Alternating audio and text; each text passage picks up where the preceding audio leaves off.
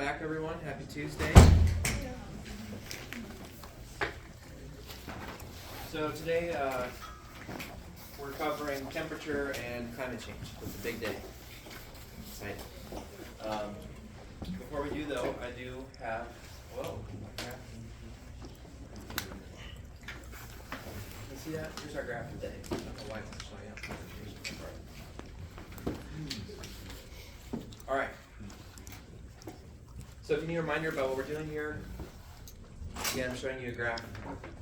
It'll come back to haunt us maybe later, but this is, I'd like you to turn to your neighbor and just describe what you're seeing, okay? Take a couple minutes to do that. I see black and white.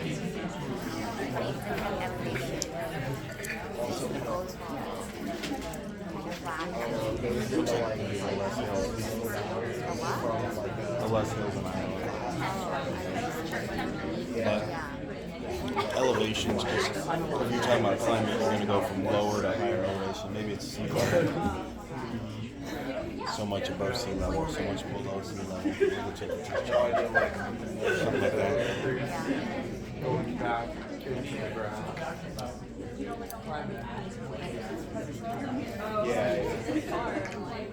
Maybe the low-lying areas or bodies of water could be glaciers. Maybe on the axis could be like maybe.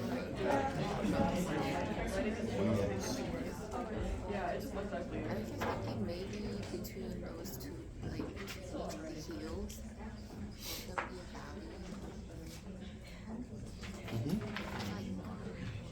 Yeah. Yep.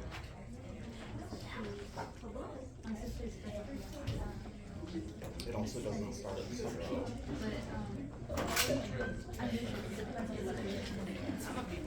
Yeah. Start putting these slides on. Start writing my notes on them. For Easy to keep track of my notes in one spot. Yeah. Yeah. All right, you feeling warmed up? Unintended.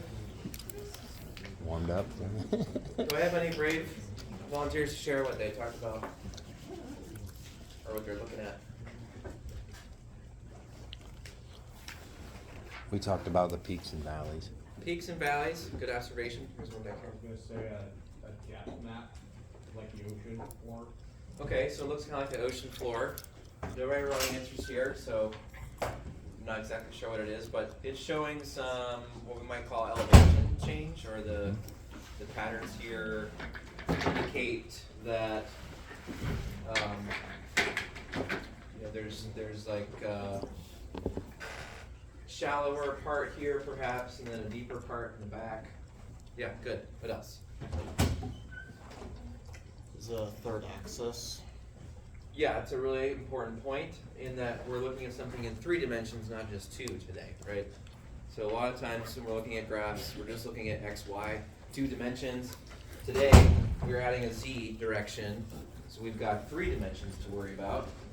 And what are those 3 dimensions? We'll find out perhaps a little bit later, but an important aspect of this piece of information. Good. What else?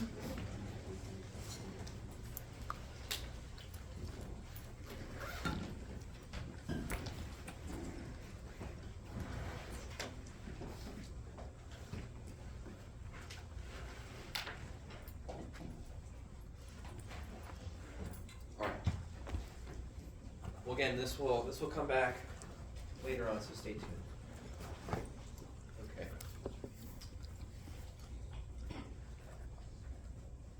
So as usual, after our graph of the day, we will cover which of the 10 principles of ecology that we're going to focus on for the day. As you might expect, the 2 that we're going to be looking at specifically are how the sun is the ultimate source of energy for most ecosystems, and that organisms are chemical machines that run on energy.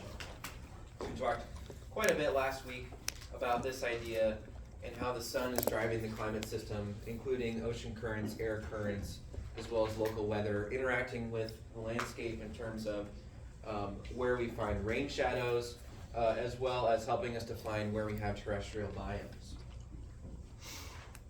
Today we're going to add in, or start covering in a bit more detail, this idea of how organisms are chemical machines that run on energy. So a lot of what we're talking about today is the relationship between temperature or heat energy, which is ultimately coming from the sun, right? Or at least reflecting back off the surface of the earth as that long wave energy. Taking that heat energy and then incorporating that into what we understand about physiology for these different organisms. And the importance here of temperature for running those chemical machines either faster or slower, and what implications that has moving down our different scales of inquiry.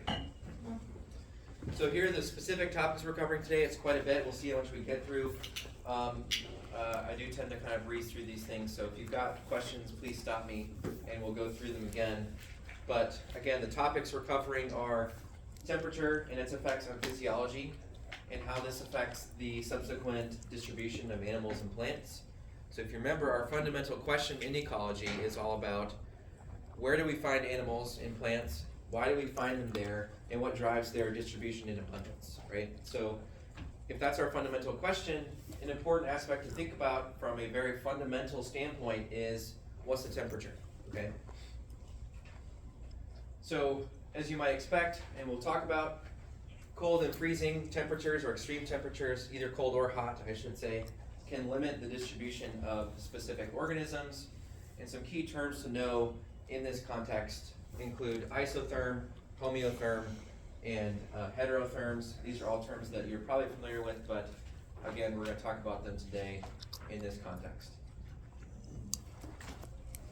The other really cool thing that temperature sets up is that organisms have to deal with either dissipating heat or gathering as much heat as possible. So again, those extremes can drive diverse adaptations to cold and hot temperatures. And there's some super cool adaptations that we'll talk about today. In addition, those life history traits, those adaptations, that evolution, that change through time, is also going to be driven by climate change. And so we know that if temperature is fundamentally important for shaping the lives of organisms on Earth, and we also know that climate is changing due to carbon emissions, as ecologists, we need to understand and predict what's going to happen in the future related to this climate change and its effects on temperature and therefore ecological interactions. One of the main ways that we'll talk about this today, and it's kind of going to be an undercurrent throughout the semester, sorry if I can't see over here, is that predicted warming is likely to shift species distributions, behavior, phenology, abundance. And so understanding climate change from an ecological standpoint is all about where do we find species, which ones are going to survive, which ones are going to adapt, how do we predict that in the future. Questions so far?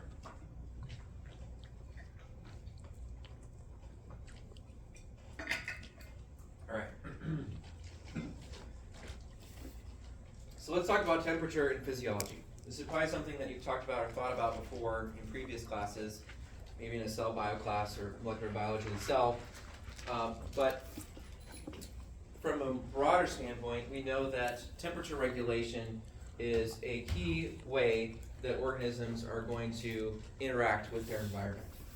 And one of the first two dichotomies that we want to talk about with temperature is whether an organism responds directly to what the environmental temperature is outside, or if it does not respond to it. So this difference between homeothermy and heterothermy is shown here on these two diagrams, where on the x-axis in both pictures, we have the temperature of the surrounding environment, right? And then on one side, the body temperature of the organism they're looking at does not change. So this would be homeothermy, or homeostasis in response to temperature, right? So if temperature regulation, that temperature is staying the same no matter what temperature is outside. It could be negative 10, it could be 90. This homeotherm is kind of the same exact temperature. We are homeotherms, right? You all know this. The opposite end of the spectrum here, the kind of dichotomy that we're looking at here, is the heterothermy, where we have direct impact of the environmental temperature. If that increases, then so does the temperature of that organism.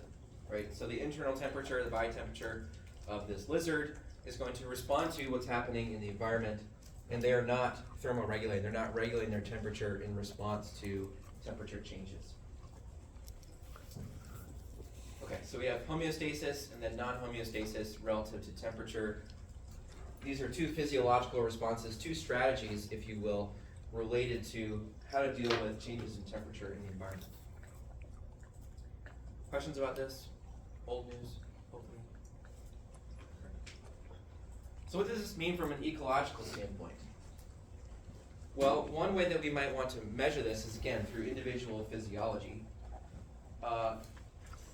And then how that can dictate what's happening with things like development or other life history traits of organisms that we care about or want to study, right? So this set of graphs, what we're looking at here is a physiological rate in response to changes in temperature. So temperature overall is a key determinant of metabolic rates in organisms as well as their developmental rates. And we'll talk about respiration first.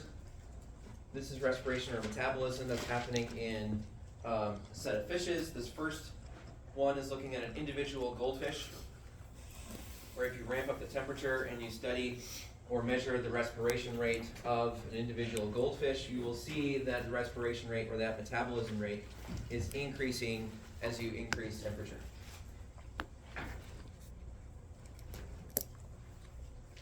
The other graph here is a little bit different in that we're looking across 68 different fish species. And what this shows is that as you increase temperature, the resting metabolic rate of these 68 different fish species tends to increase as well.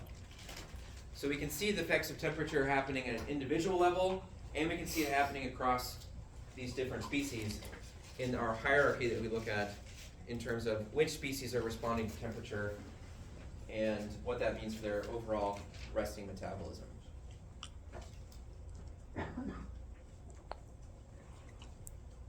Questions about this?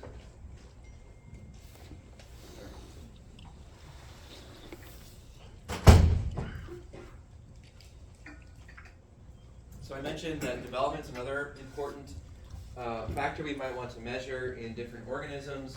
These two graphs show how temperature is related to both the duration of the larval stage of these planktonic marine animals, and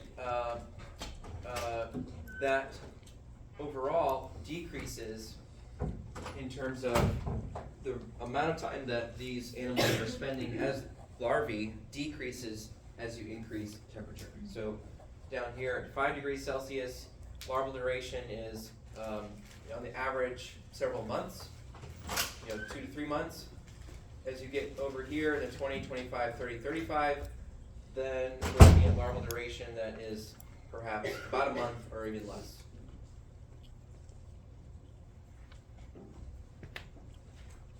We can then take this information and figure out, okay, if we know their development time and its relationship with temperature, how does this help us predict, the larval dispersal and survival?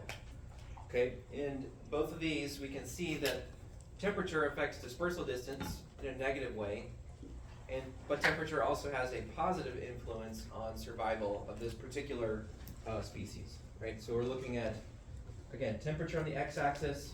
On the top graph, we have dispersal distance. So these animals disperse less or don't travel as far when temperatures are warmer. And they also survive better when temperatures are warmer as well.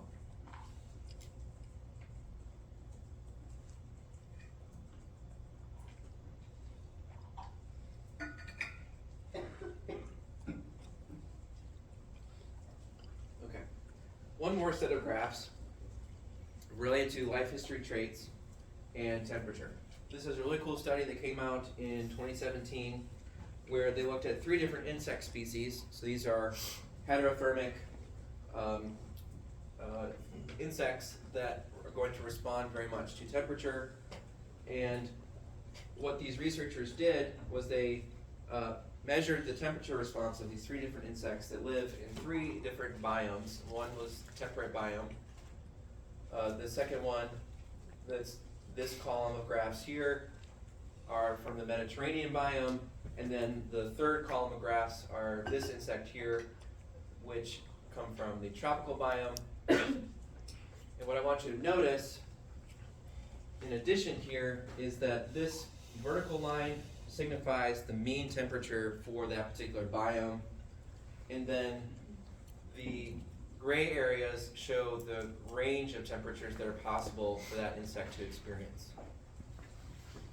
Okay, so you can see that in the tropical graphs, that gray area, the gray shaded area is much narrower, meaning that temperature doesn't fluctuate nearly as much, and it sticks around that average pretty much all year. Compare that to temperate, where the gray area is much wider, we have a wider temperature range, and then the average temperature is lower overall as well.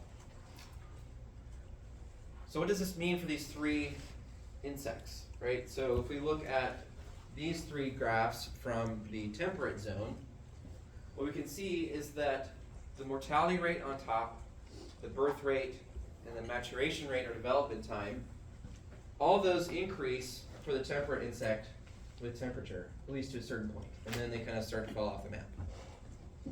Right? You all see that? Which is different than what we look at for these other two biomes. Whoops. Where here, the mortality rate has less of a slow increase and more of a rapid increase. And then similarly, we don't see a kind of a slow increase with temperature. Instead, it's a very rapid increase and then it falls off quite rapidly.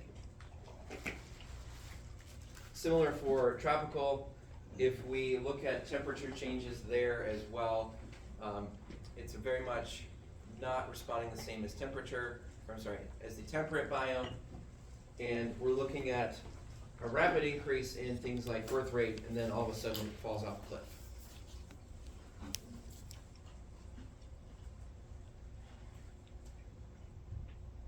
Any questions about these patterns before I move on? Did I explain them clearly enough?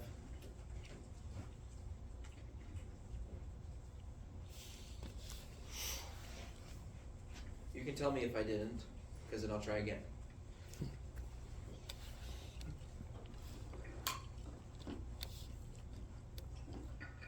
Alright, so I think the two take-home messages I want you to get from this set of graphs is that we have differences in how these insects are responding across biomes to temperature.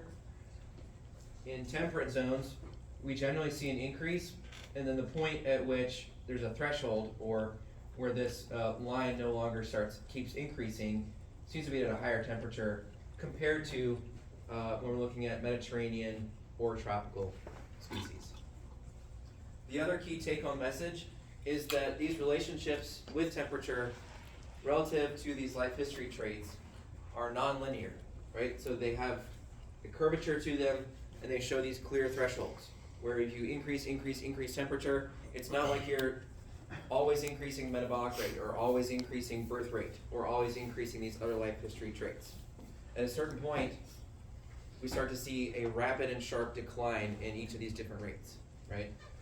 What this means then is we can help predict organism abundance throughout the year based on annual temperature changes that happen seasonally, as well as what might happen in the future if we increase temperature, or when temperature increases with climate change.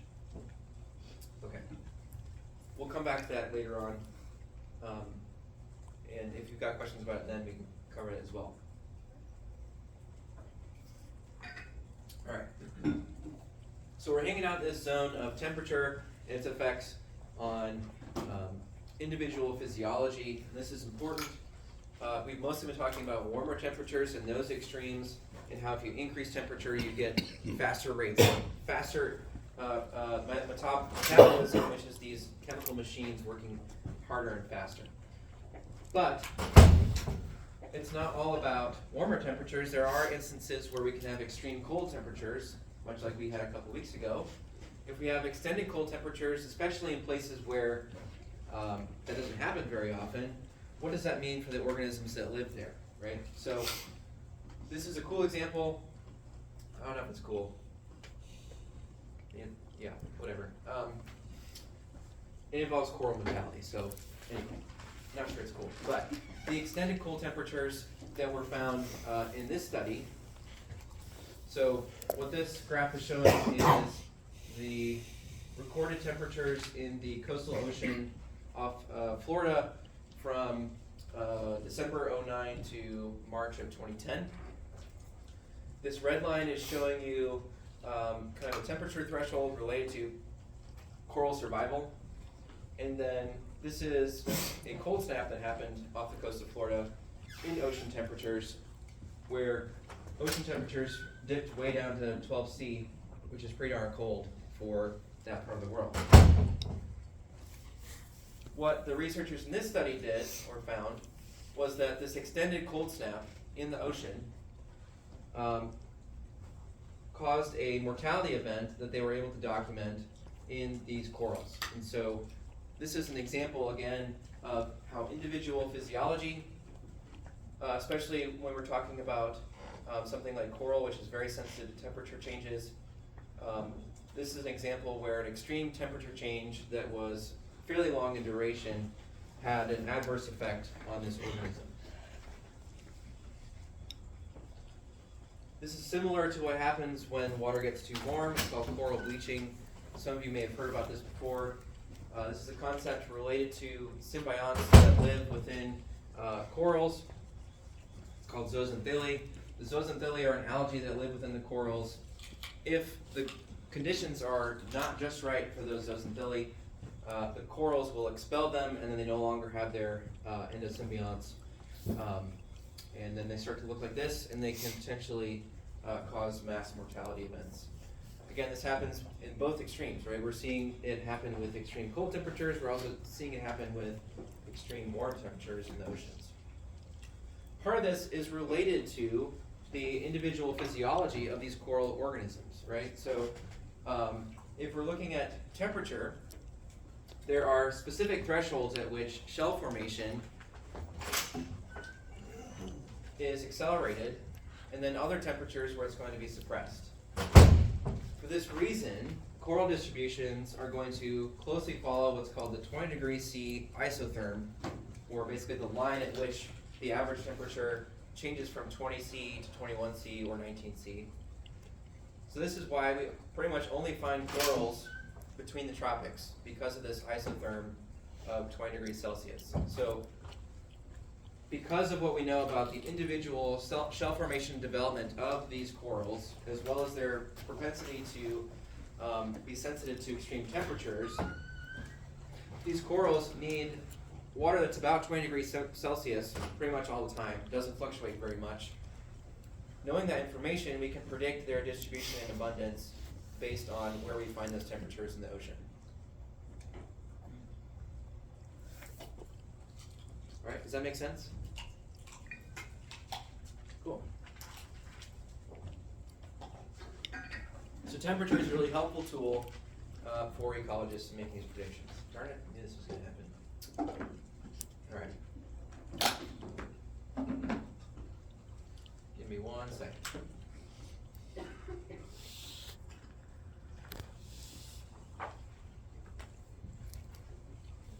Okay. So I mentioned corals, but corals are not the only organism that are going to follow very specific lines of temperature, or these isotherms. Another great example is with birds. The northern limit of eastern Phoebe winter range in the U.S. follows the -4°C isotherm. So this is a migrating animal that during the winter you only find in this range in North America. So it has to be below this -4°C isotherm. During the summer, these Phoebe will come back in numbers to Nebraska, but you can see that we don't find them here in the winter. These isotherms are potentially moving forward, or northward I should say. So that has implications for the winter range of these animals. We'll talk about that and what that might mean later on today. All right. Any questions about temperature and sort of their broad scale effects on the chemical machinery that we find in animals and plants. Yes? Just double checking, isotherms aren't like latitude and longitude, right? They're not just straight across, they kind of vary. Correct. Okay. Right, so that's a good point to highlight here. While the isotherm here is kind of located in the tropics, if you can think about it that way, this is not following latitude per se, and that's fairly typical. Again, this is going to follow things like, proximity to oceans and things of that nature, which we'll actually talk about here, I think, pretty soon. Does that answer your question? Yes, thank you. Other questions?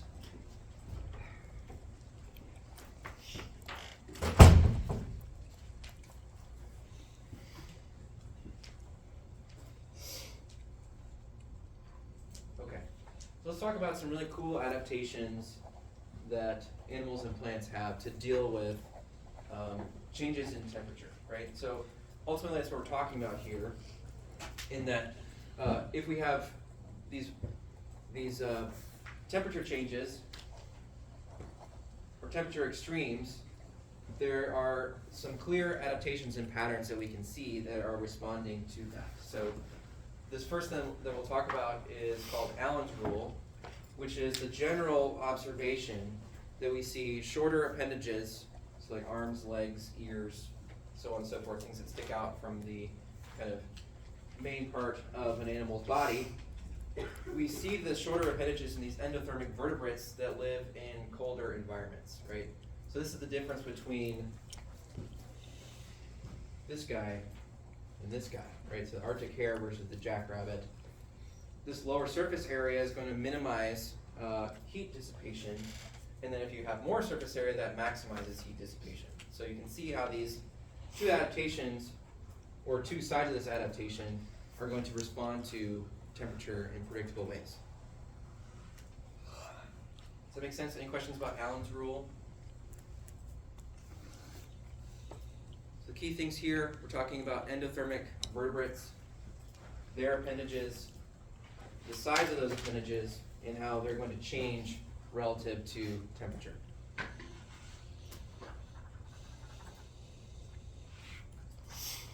Plants do this too to some degree, so we can see variation in leaf shape and other physiological processes that are going to be acclimated to cold. For example, upregulation of antifreeze proteins in plants, pretty cool stuff. But one of the reasons we see such diverse morphology in leaves are related to not just capturing light, but also the ability to dissipate heat. So a palm, like these sedge palms here in South Carolina, the shape of this leaf is better at dissipating heat than this big chonker here, looking like can't really dissipate heat quite as well as these palm fronds. Does that make sense? So it's similar idea to Allen's rule, but we're looking at this in plants. It's all about how do we dissipate heat while maximizing the ability to capture light. Okay.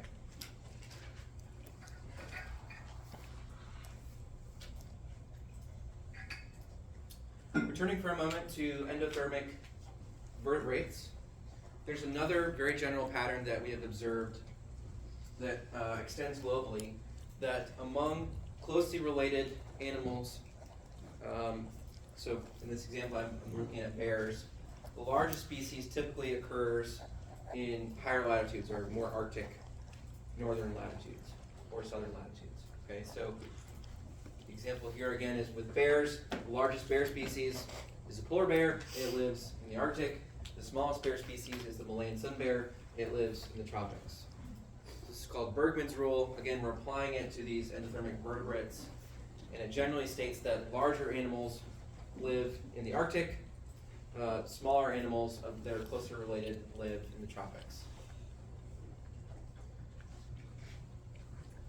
So this also applies to the same species, which is kind of cool. So we're looking at, in this case, patterns related to moose.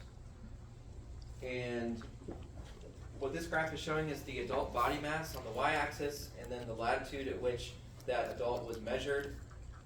There's a discrepancy or difference between males and females, but for both of them, what we're looking at here is larger individuals at higher latitudes or colder latitudes. Okay, so we're seeing this Bergmann's rule play out not just in closely related species, but also in individuals within the same species.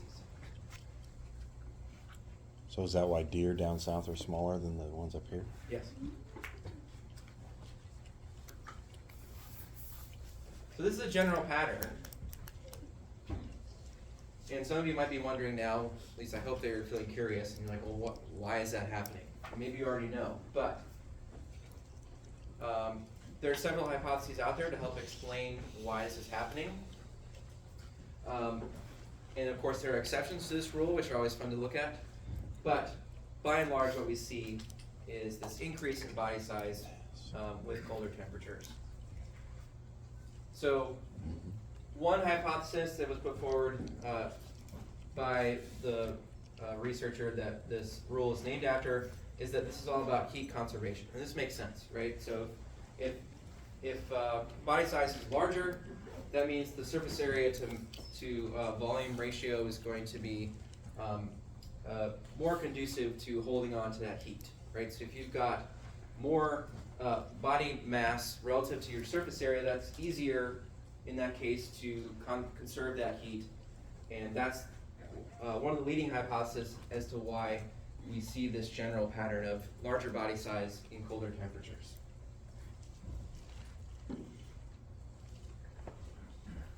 Another similar, more updated hypothesis, not necessarily mutually exclusive here. There's also the idea that perhaps larger bodies allow for more energy reserves. So not only are you able to conserve more heat on sort of a day-to-day basis, but you can also store up more energy for when times get lean. And if you have a larger body, that means you've got more energy that you can store. Does that make sense? Okay. So two kind of leading hypotheses as to why we see this pattern, and these are things that we could go out and test and look at across latitudes.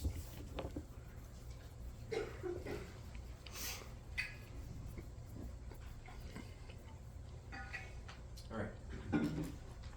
So now we're going to move to an example which I think is really cool, where with moose and bear we're talking about endothermic vertebrates, and it makes a lot of sense from a heat conservation or energy reserves hypothesis as to why they would want to have larger body size.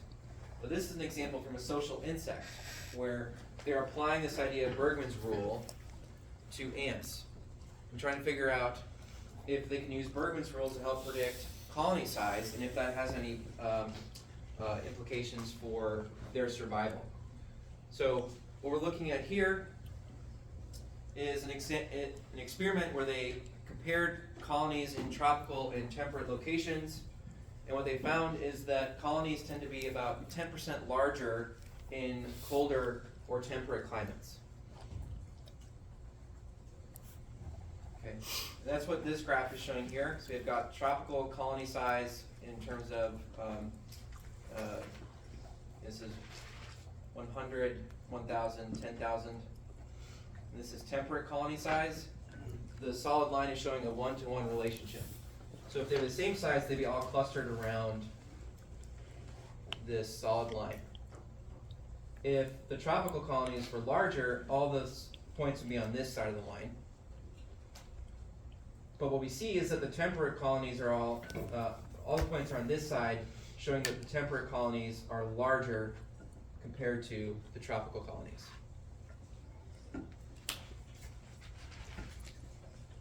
See that? Some of them are way beyond what you'd expect based on tropical colony size. Okay, so comparing these two things, really apples to apples, what we can see is that temperate colony size is larger by as much as 10%. Alright, so now the question is why? Why are colony sizes larger in temperate biomes versus in tropical biomes? To hold the heat together. Well, these researchers hypothesized that perhaps it has something to do with Bergmann's rule.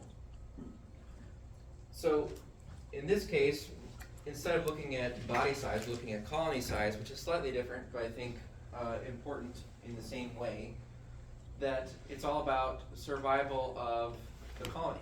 And so they looked at queen survival in terms of number of days, and then they looked at the number of workers, and then they had two other treatments where they had no water and food or no food.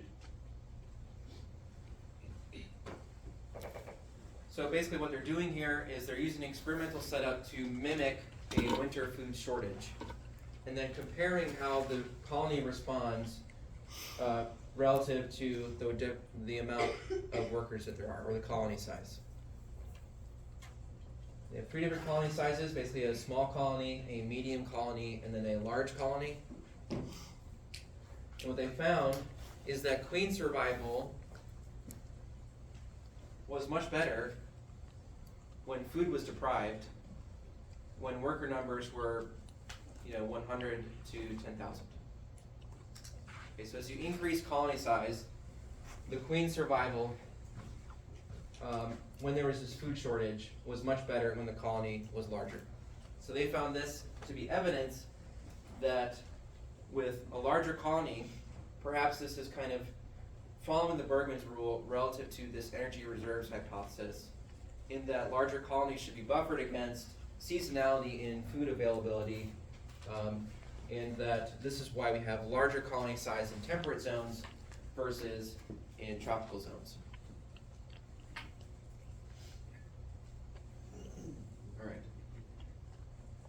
Did I explain this experiment clearly? So if you go home and repeat it to your friends, tell them about colony size. Did you know colony size is larger in temperate zones because of Bergman's rule? You could say that now. That's all I care about. Such a nerd. All right. So we spent most of today talking about temperature and what we've learned about temperature in terms of how it affects individual physiology, as well as the distribution and abundance of different organisms and their body size. But a lot of what we've learned about temperature and its effects on ecological interactions has occurred in a relatively stable climate. So now we're going to talk about climate change and how that's going to potentially affect, or will affect, our ecological interactions we're talking about throughout this semester.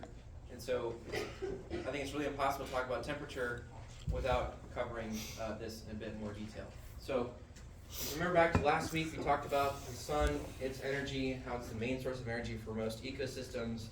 We looked at this energy budget and how if we have 100% of solar energy coming in, about half of it is absorbed by land and oceans, another small percentage is absorbed by the atmosphere, and some of it's radiated back into space as heat. Before some of that's radiated back into space, it's captured by these heat-trapping gases, which are also called greenhouse gases. So we have water vapor, CO2, oxygen, nitrous oxide, and methane as some of our top greenhouse gases. And so this is known as the greenhouse effect because it's similar to a greenhouse in that heat is being trapped in this location, in this case the troposphere, and that has an enormous implication for the climate system of our planet. Okay. Does anyone else need more refresher on the greenhouse effect, or do you feel pretty comfortable with that concept?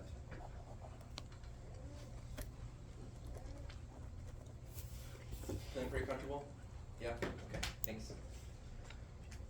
This is super duper important for life on Earth, right? Because without it, global temperatures would not be 15 degrees Celsius like they are now, it'd be negative 17, right? So the greenhouse effect helps us out, helps us life on Earth as we know it to exist. Again, we've been studying it in this way and with this understanding for a long time.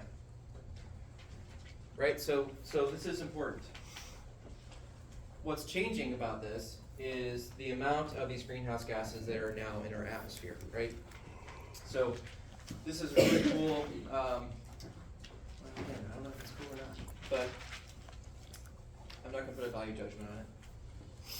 What's cool about it is it's been happening since 1959, and there's a continuous record of CO concentration in the atmosphere that's collected at what's called the Mauna Loa Observatory in Mauna Loa, Hawaii.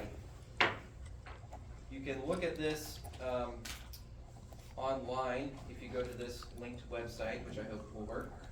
Sweet, did. So you can see the most up-to-date information. Our latest CO2 reading is 422.55 parts per million. You can look at the full record.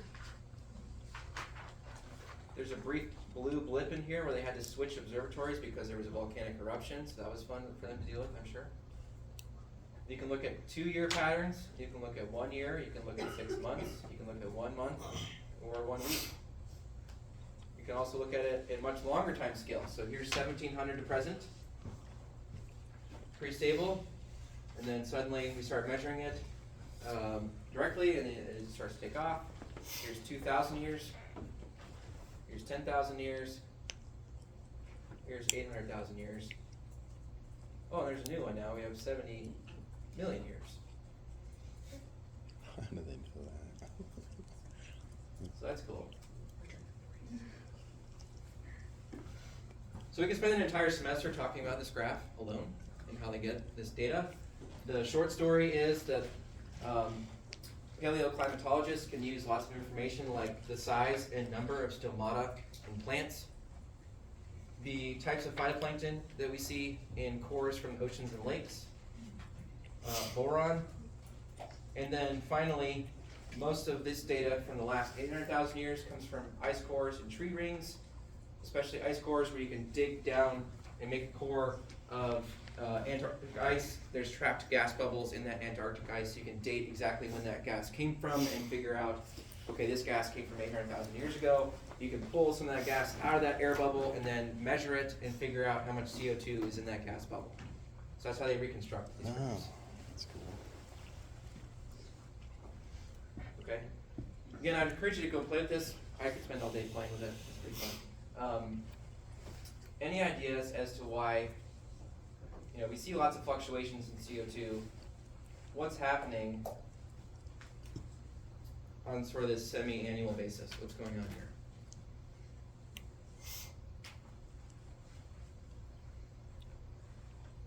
Changing seasons. Exactly. So we see a seasonal drawdown of CO2 concentration. So we have decreases in CO2 concentration during some parts of the year, and then during other parts of the year we see increases in CO2 concentration. What is driving that seasonality or changes in CO2 concentration? Yeah. Exactly. So the plant life, and when we have green leaves that are actively photosynthesizing, we can measure that at a global scale. So we're seeing the Earth breathe, literally, in this graph, right? So we're looking at plants photosynthesizing, drawing up CO2 out of the atmosphere, and then when they stop photosynthesizing during the winter, they drop all those leaves, CO2 increases, right? Normally, this would be fine, right? The CO2 increase, this is all a natural process. But what you can see when you look at the full record is that you get these annual fluctuations, but then there's this inexorable increase in CO2 concentrations that's driven by something that is out of balance. Okay, I'm guessing maybe you know where I'm going with this.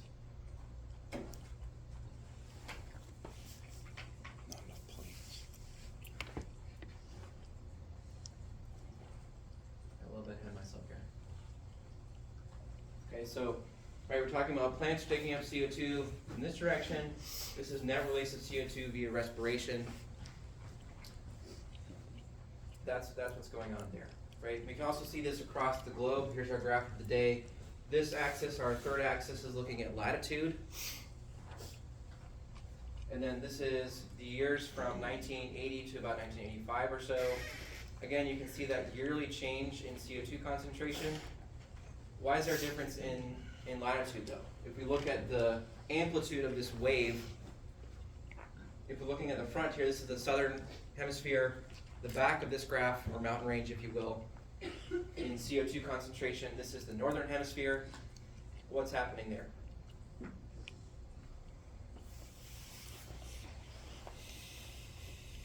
So we already talked about how there's seasonal changes. Where do we see seasons most pronounced?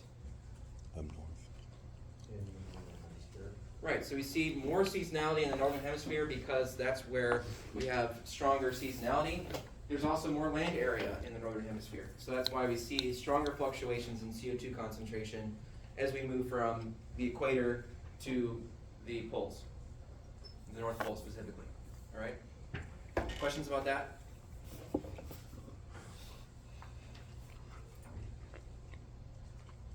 Okay. So I mentioned that we see these annual fluctuations, seasonal fluctuations in CO2 concentration. They're driven by plant life on the planet. So this diagram here, which we'll cover again in more detail when we talk about the carbon cycle, shows the different fluxes of carbon and where they're stored on the planet, both in soils and in oceans. So we have terrestrial biosphere here, we have oceans here. Each of these arrows is showing a flux of carbon from one pool to another. So it's going from the atmosphere into plants. It's going from plants into soil. It's going from soil back into the atmosphere. That's what these arrows show. And then each of these different numbers are the number of gigatons of carbon that are moving from one pool to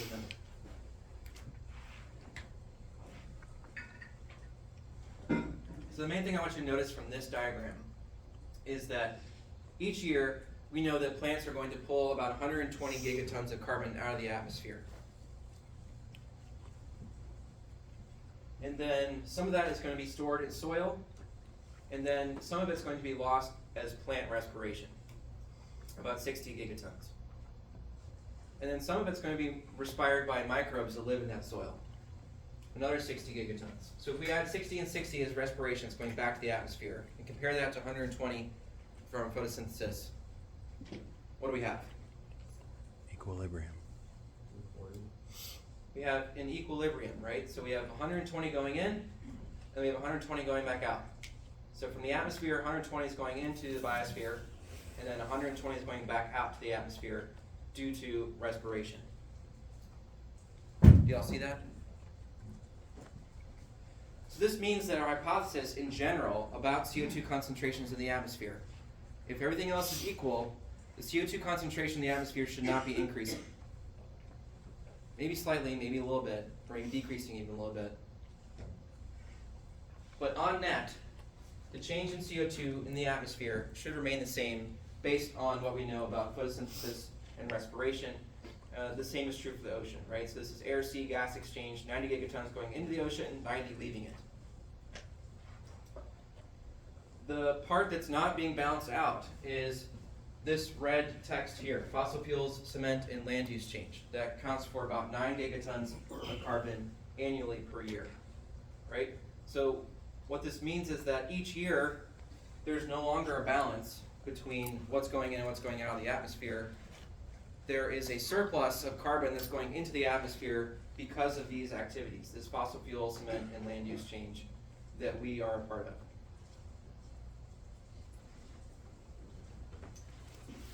So this is why, when we look at these graphs, over the last 800,000 years, we've had fluctuating but relatively low CO2 concentrations in greenhouse gas in the atmosphere, until you get to the last 300 years or so, when you start to see this huge spike in the carbon dioxide that we have in the atmosphere. All right?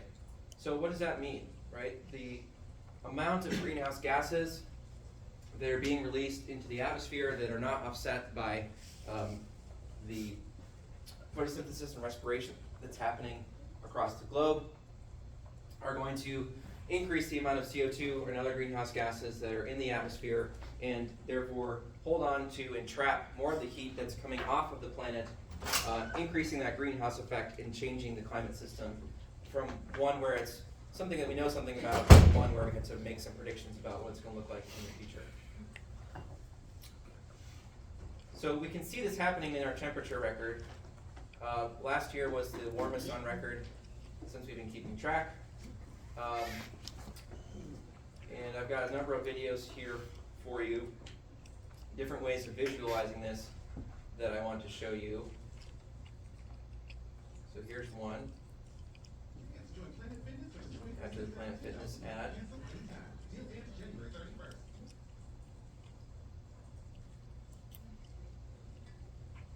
Okay, so this is looking at across the globe, country by country.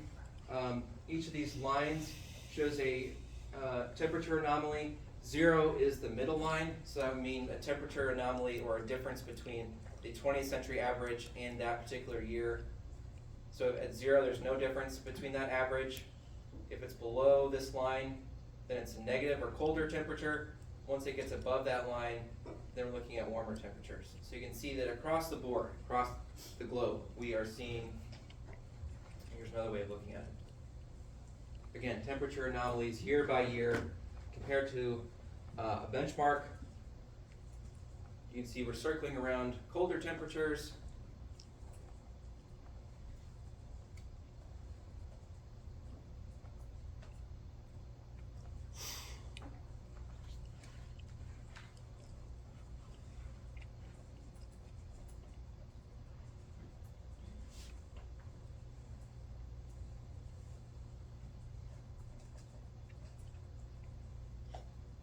I haven't seen this one before. This one's kind of cool.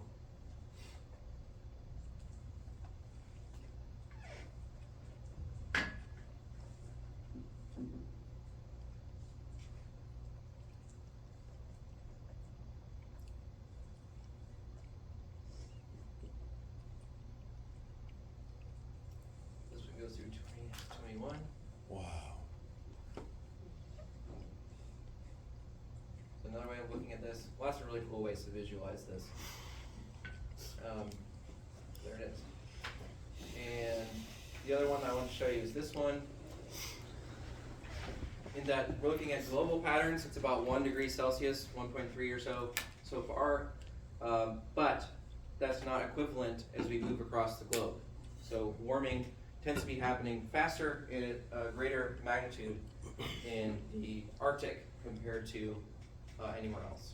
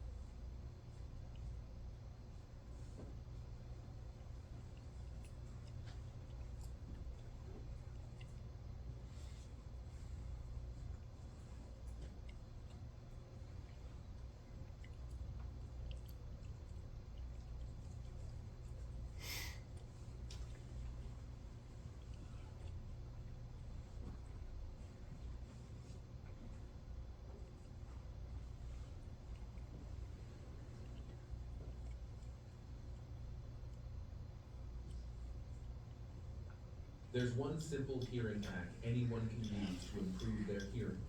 YouTube. Alright, dang, I wanted to pause on.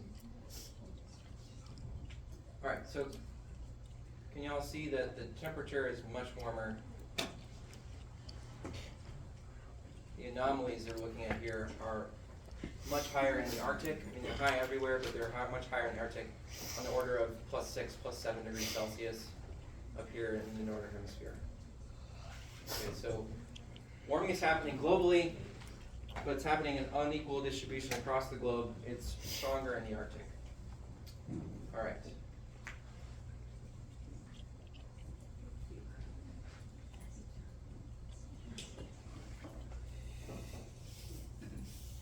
The other important aspect of this is that there's differences in how the ocean is warming versus land surface or air temperatures. So we're looking at ocean temperature anomalies here. Again, the pattern is very similar. As of 2020 or so, we're looking at about 0.9 degrees Celsius warming in the oceans.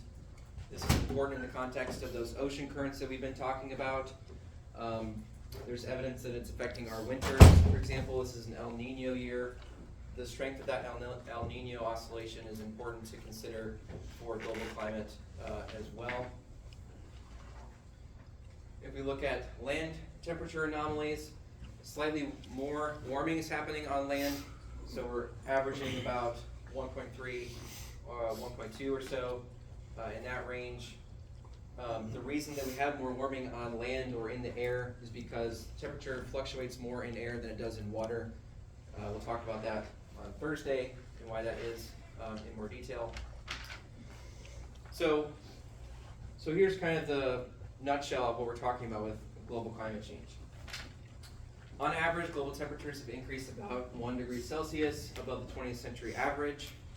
It's looking like even more than that relatively soon. The second warmest year on record was in 2020. As of this year, I believe 2023 was the warmest year and beat out 2016 by quite a bit. Warming rates are tending to be stronger in winter compared to the summer, and stronger in the northern hemisphere compared to the southern hemisphere. Oceans are warming less than temperatures, but the responses that we see in the global climate system may be more drastic relative to oceans than on land.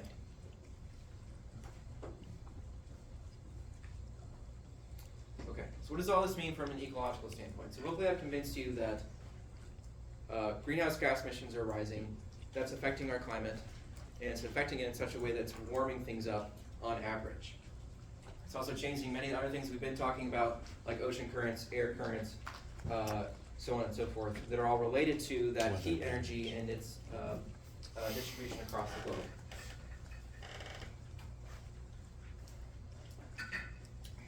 So from an ecological standpoint, we need to be concerned about this, as well as try to predict what's going to happen to all these ecological interactions.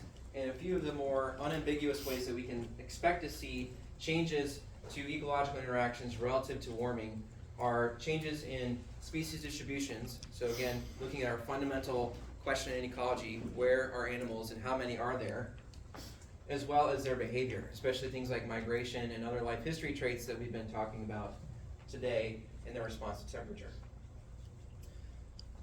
So one active area of research in ecology is to look at predicting the effects of climate change and forecasting species ranges. So what this entails is understanding species-specific requirements for things like water, temperature, light, and other climate variables. With that information, we can try to predict where and when climate will have an effect on these species distributions. A nice example that I was able to find is with red oak and its distribution. The models have been done to predict exactly what's going to happen with the range of red oak and where that's going to change the most. Again, there's going to be some uncertainty here because we don't know, A, if we're going to ever get our act together and reduce climate heat trapping gases, or if we're going to continue business as usual, or if things will get worse. So we build in lots of different scenarios depending on what that emissions category is going to look like, and then we can predict with some, some uncertainty, but pretty good idea of what the range maps are going to look like for these different plants, for example. So this is for northern red oak. What I'm showing you here are these maps, the current prediction, and then this is the one of the climate scenarios.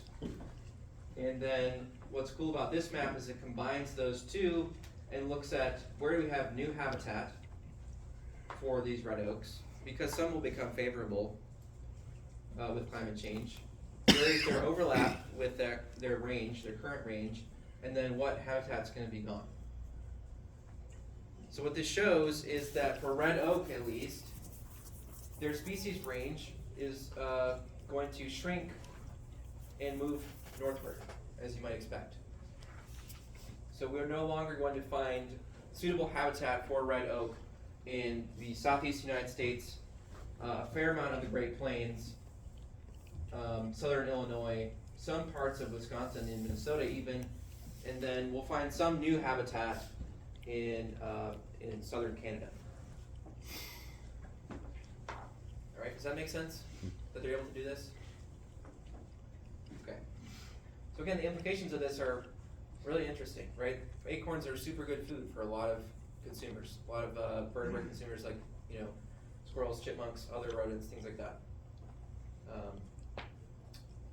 Wild hogs, who knows?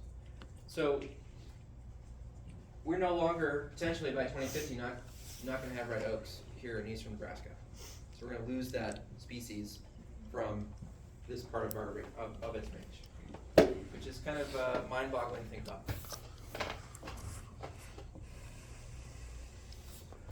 Another example is with the pika.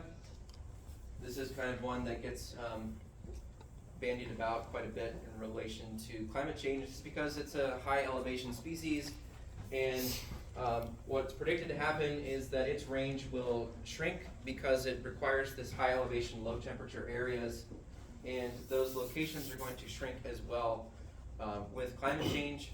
So these are similar maps with different climate scenarios, and then the projected and current range is mapped on here of this pika. You know, it's basically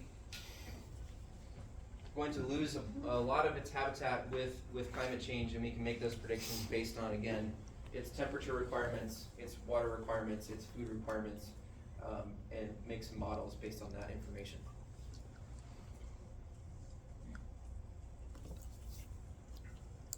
Questions about species ranges?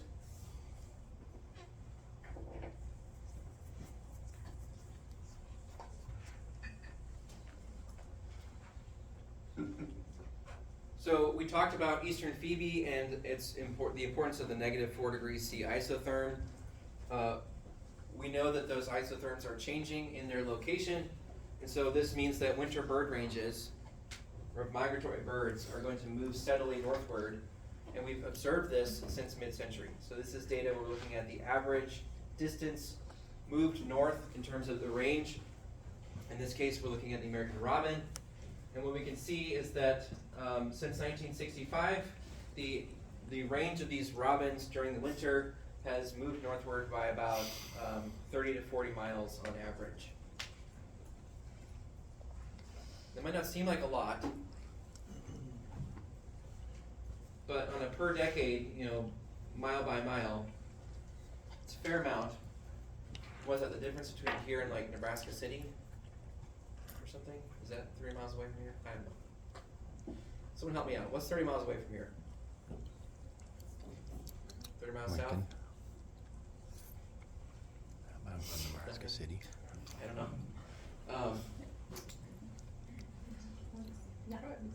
Nebraska City's probably about 30 miles, right? A little over, but yeah. I don't know. Okay, we'll go with that. So it'd be like Nebraska City all of a sudden no longer having robins migrate that far south anymore, right? In the span of about 40, 50 years, that happening. So they come to Omaha and they don't go further south than that. Pretty much. So in addition to behavior like migration and ranges, species ranges that are related very much to the kind of long-term environment, we can also look at the effects of climate change and its potential to impact what's happening with things like phenology. So phenology refers to the timing of specific life history events. For example, migration is a nice way of thinking about phenology. The timing of when migrating birds return back to Omaha from their overwinter range. That is an example of phenology. We can also look at things that like the timing of leaf out, when plants start blooming in the spring. All of that is related to phenology. This is an example of changes in phenology that were collected by a really strong group of what's called the National Phenology Network. And what they're measuring here is the change in first leaf date. Okay?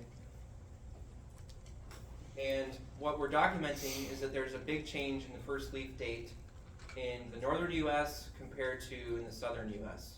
And there's a difference between having earlier first leaf date in the northern part of the US and later first leaf date in the southern part of the US.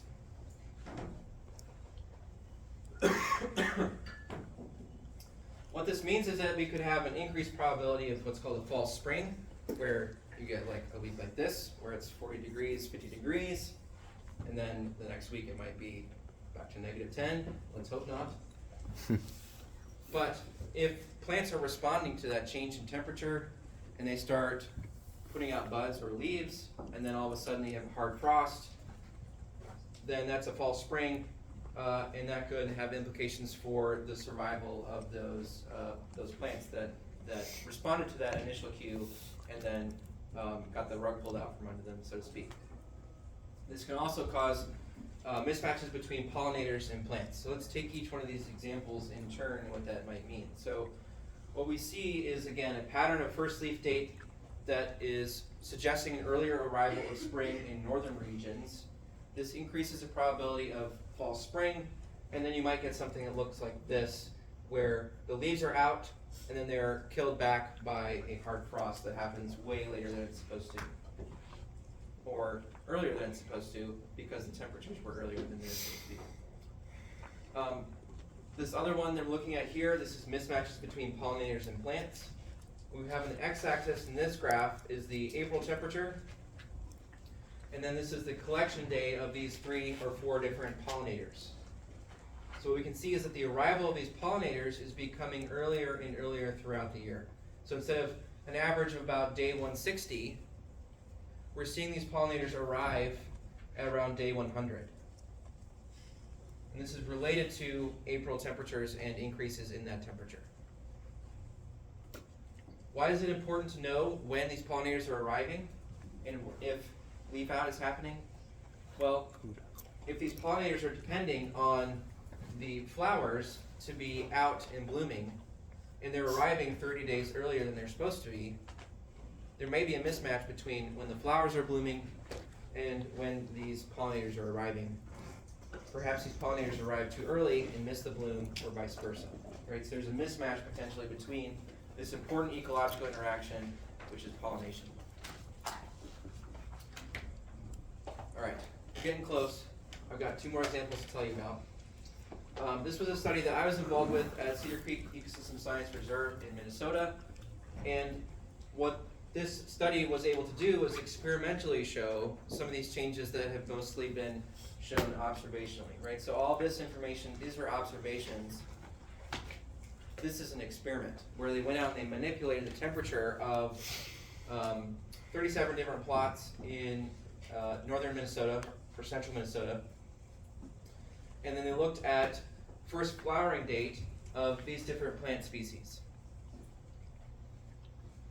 And we had 3 different treatments. One was a control, so it was ambient temperature. We also had a +1 C warming, and we had a +3 C warming temperature. That's what this little setup here is. These are heat lamps. They're related to just beaming down onto the plants. So it looks really high tech, and it was. It was very high tech. But it successfully warmed up the plants in the soil in these plots, but not in the ambient ones. And so we're able to compare when these different plants flowered relative to their warming treatment. And what the researchers found was that there was as much as 4 to up to a week earlier flowering date in the high warming and low warming plots for all these different plant species compared to the ambient plots. So this was experimental evidence that if you warm up temperatures in the prairies of central Minnesota, you will see earlier flowering by as much as a week. Questions about this example?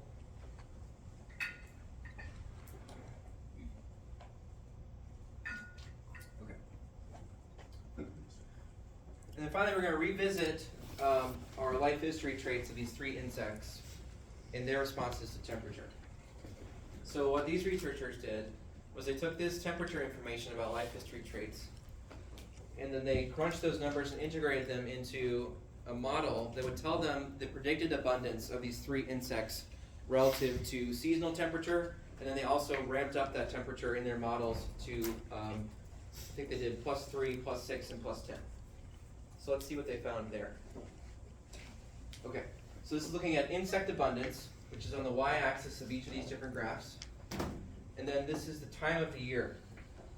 The gray areas are showing when the warmer or rainy season is happening. So in tropics, it'd be the rainy season. In the temperate zone, that'd be summer.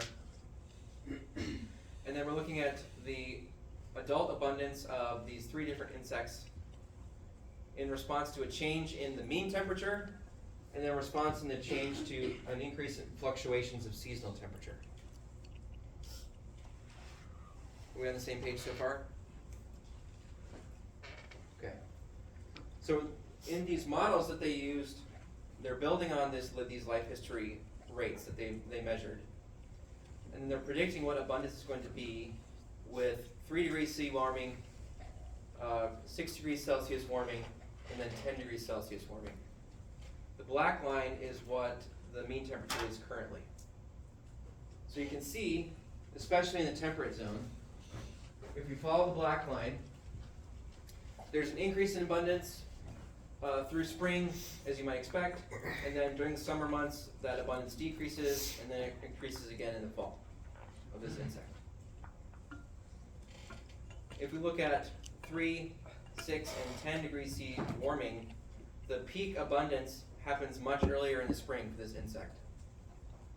And then the peak, the minimum abundance that we see in the summer also moved earlier. All right, so the abundance of this insect, when you increase mean temperatures, it's peaking earlier and dipping out earlier as well. Y'all see that? Mm-hmm. Okay. So that's for the temperate zone. For the Mediterranean zone, you can see there's a lot less seasonality in the abundance of this insect.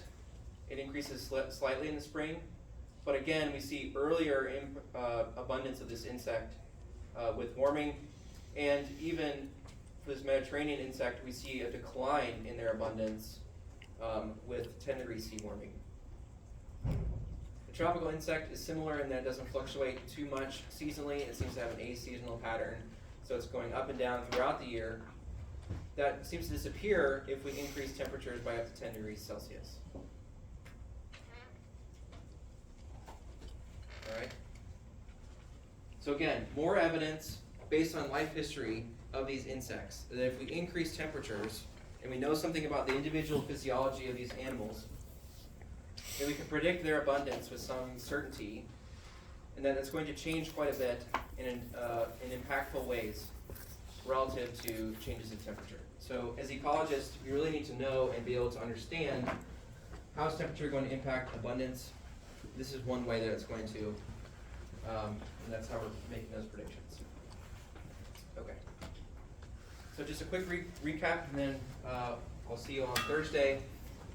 Remember, the temperature affects individual physiology, and this has an impact on overall subsequent abundance and distribution of animals and plants. It's important to consider both extremes of cold and hot. What does that mean in terms of distributions of animals?